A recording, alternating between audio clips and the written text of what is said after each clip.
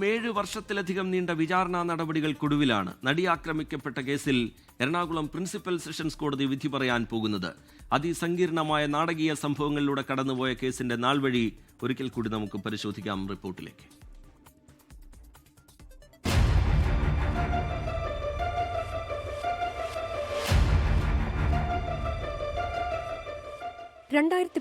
ഫെബ്രുവരി 17 അങ്കമാലി അത്താണിക്ക് സമീപം ഓടിക്കൊണ്ടിരുന്ന കാറിൽ യുവനടി ആക്രമിക്കപ്പെട്ടു. ആ വാർത്തയറിഞ്ഞ് കേരളം ഞെട്ടിത്തരിച്ചു. ഫെബ്രുവരി 23 കേസിലെ മുഖ്യപ്രതി പൾസർ സുനി അറസ്റ്റിലായി.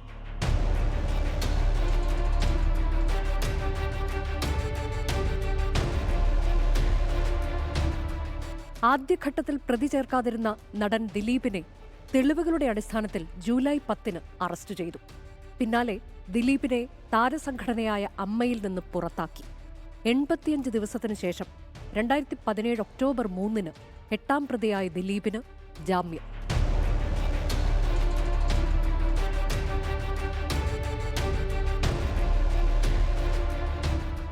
ദിലീപും പൾസർ സുനിയും ഉൾപ്പെടെ കേസിലാകെ 10 പ്രതികൾ. ആക്രമിക്കപ്പെട്ട നടിയോട് ദിലീപിന് മുൻവൈരാഗ്യമുണ്ടായിരുന്നുവെന്നും ഇതേ തുടർന്നാണ് കൃത്യം ആസൂത്രണം ചെയ്ത് നടപ്പാക്കിയത് എന്നുമാണ് അന്വേഷണ സംഘത്തിന്റെ കണ്ടെത്തൽ.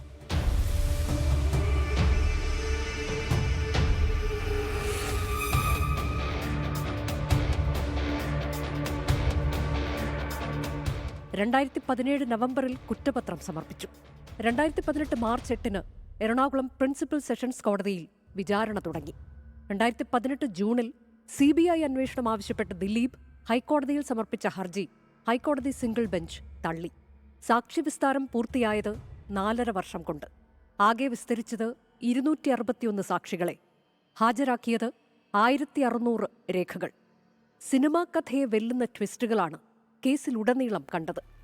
2021 ഡിസംബർ 25 ദിലീപിനെതിരായ ബാലചന്ദ്രകുമാറിന്റെ വെളിപ്പെടുത്തൽ, പീഡന ദൃശ്യങ്ങളടങ്ങിയ മെമ്മറി കാർഡ് ചട്ടവിരുദ്ധമായി തുറന്നു പരിശോധിച്ചത്, ആദ്യം ദിലീപിനെതിരായി മൊഴി നൽകിയ ചില താരങ്ങൾ പിന്നീട് മൊഴി മാറ്റിയത്, വിചാരണ കോടതി ജഡ്ജിക്കെതിരെ അതിജീവിത രംഗത്ത് വന്നത്, സത്യസന്ധമായ നടപടികൾക്ക് വേണ്ടി അതിജീവിതയ്ക്ക് രാഷ്ട്രപതിയെ വരെ സമീപിക്കേണ്ടി വന്നു. 2022 ജാനുവരി 7 പുതിയ വെളിപ്പെടുത്തലുകളുടെ പശ്ചാത്തലത്തിൽ അന്വേഷണത്തിന് പുതിയ ടീം. ബാലചന്ദ്രകുമാർ ഹാജരാക്കിയ ഓഡിയോ ക്ലിപ്പുകളെ ആധാരമാക്കി 2022 ജാനുവരി 9 പുതിയ FIR. ജാനുവരി 10 സ്വയം വെളിപ്പെടുത്തിക്കൊണ്ട് അതിജീവിതയുടെ ഇൻസ്റ്റഗ്രാം പോസ്റ്റ്. വീണ്ടും നാടകീയമായ സംഭവങ്ങളുടെ ഘോഷയാത്ര.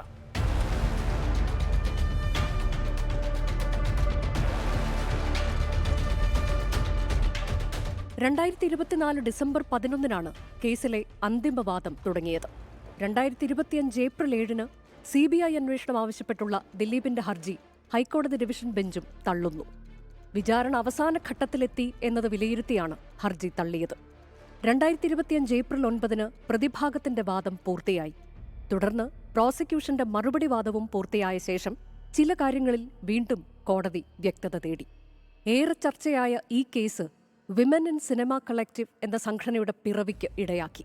സിനിമാ മേഖലയിലെ പ്രശ്നങ്ങളെക്കുറിച്ച് പഠിക്കാൻ ഹേമ കമ്മിറ്റിയെ നിയോഗിക്കാൻ സർക്കാരിനെ പ്രേരിപ്പിച്ചു. കേരളത്തിലെ സ്ത്രീ സുരക്ഷയെപ്പറ്റിയും സിനിമാരംഗത്ത് സ്ത്രീകൾ നേരിടുന്ന പ്രശ്നങ്ങളെപ്പറ്റിയും വലിയ തോതിൽ സമൂഹത്തിൽ ചർച്ച ചെയ്യപ്പെടാൻ നടി ആക്രമിക്കപ്പെട്ട കേസ് വഴിയൊരുക്കി. Research desk 24. ലോകത്തെവിടെയായാലും ഏത് സമയത്തും 24 വാർത്തകളും ഓഗ്മെന്റഡ് റിയാലിറ്റി പാക്കേജുകളും എക്സ്പ്ലെയിനറുകളും വിശദമായി കാണാൻ ഞങ്ങളുടെ YouTube ചാനൽ നിങ്ങൾക്ക് സബ്സ്ക്രൈബ് ചെയ്യാം.